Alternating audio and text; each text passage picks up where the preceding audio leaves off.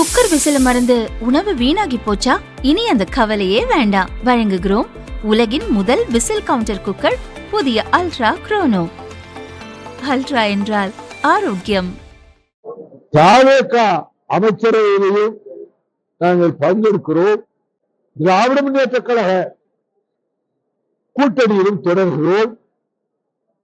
தாவேகாவும் திமுகவும் அகிலங்களில் ஓரடிக்கு வர வேண்டும் என்று மதிப்புக்குரிய இளைஞர்களின் தலைவர் என் அன்பு சகோதரர் திருமாவளவன் அவர்கள் சொன்னார்கள் என்ற செய்தி எனக்கு தூக்கி ஆடி போட்டது.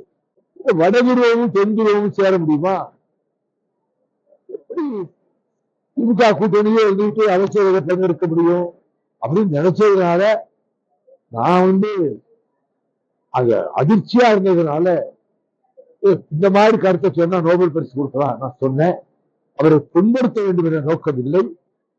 அவர் அரசியலில் வளர வேண்டும் என்று என்னால் இயன்ற அத்தனை விதமான நிகழ்வுகளிலும் உதவி இருக்கிறேன்.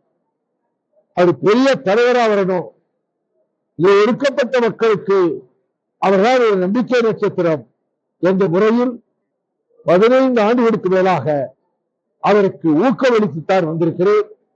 என்னால் இயங்குவதற்கு பக்கபலமாக நின்றிருக்கிறேன். எதிர்காலத்திலும் அப்படித்தான் இருப்பேன். எந்த கோபமோ வருத்தமோ எதுவும் கிடையாது. இந்த சொற்களை நான் சொன்னதற்காக அவர் மனம் புண்பற்றுக்குமானால் நான் இந்த சொற்களை திரும்ப பெற்றுக்கொள்கிறேன்.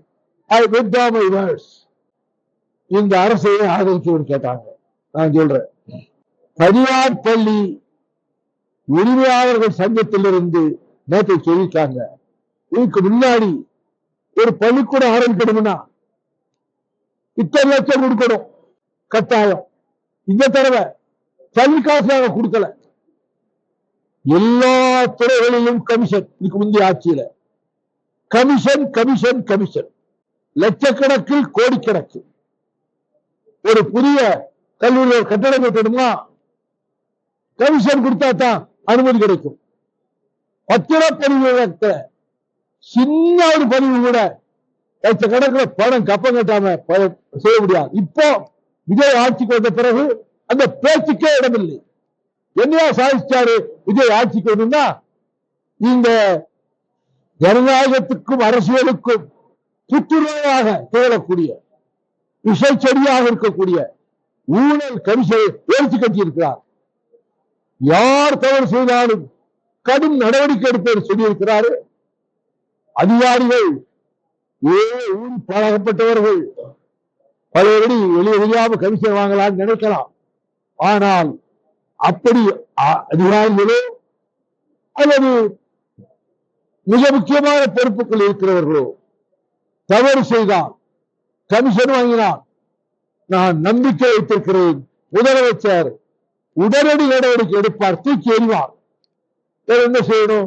ஆட்சிக்கு என்னையா சாதனைன்னா, பற்றி படர்ந்திருந்த விஷச்செடியாக படர்ந்திருந்த கமிஷன் கட்டிங் கரப்ஷன் என்கிற ஊழலை வேரோடு பிடுங்கி எறிந்து விட்டார் விஜய்.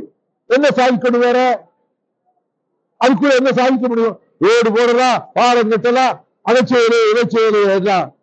அடிப்படையில் உள்ள ஒரு பெரிய தீங்கை அகற்றி இருக்கிறார்ல, அதற்கு அவர் முதலமைச்சராக இந்த ஊழலை ஒழித்திருக்கின்ற இந்த ஒரு சாதனையே போதும். இது படிப்படியாக நிர்வாக நுணுக்கங்களையும் தெரிந்து கொண்டு அவர் தமிழகத்தில் நலன்களை காப்பாற்றுவார், பாதுகாப்பார் என்ற நம்பிக்கை உங்களுக்கு இருக்கிறது.